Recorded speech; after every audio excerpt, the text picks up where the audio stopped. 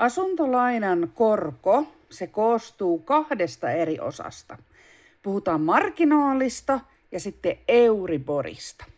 Ja Euriborin korot, nehän näkyy ihan tuolta Suomen Pankista esimerkiksi. Eli laitat Googleen Euribor ja sitten täältä sä näet päivittäin vaihtuvat Euribor-marginaalit. Nämä on tällaisia viitekorkoja, jotka vaihtuu ihan päivittäin.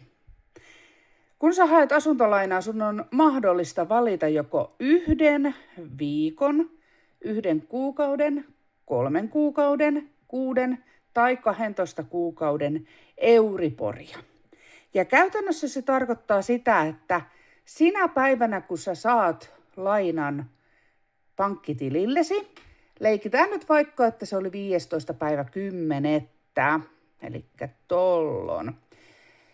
Ja sä sovit pankin kanssa, että mä haluan 6 kuukauden Euriborin.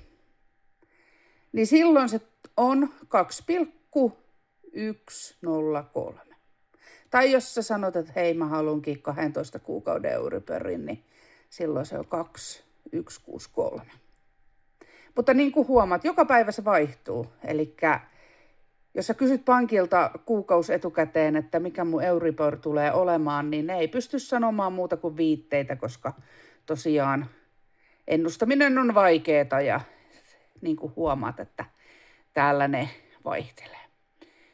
Mutta on aikakausia, että on Euribor reippaasti matalammalla ja sitten on niitä kausia, että ne on ollut hyvinkin korkealla. 3 ja 4% tässä lähivuosina. Mutta nyt ollaan siinä mielessä hyvässä tilassa, että se on alkaa 2 eikä 4 se Euribori ja sitten maksetaan vähemmän euroja.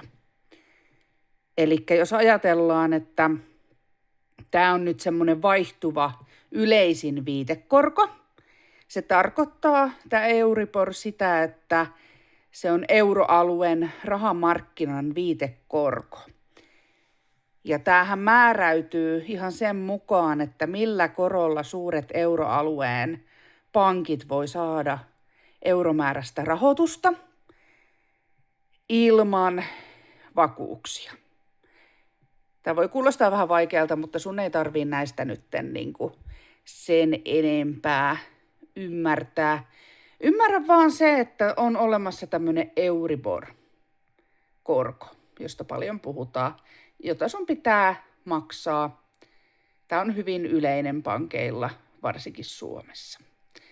Ja katsotaan ensi videolla sitten, että mitä muuta sun pitää maksaa, kun sä otat asuntolainaa.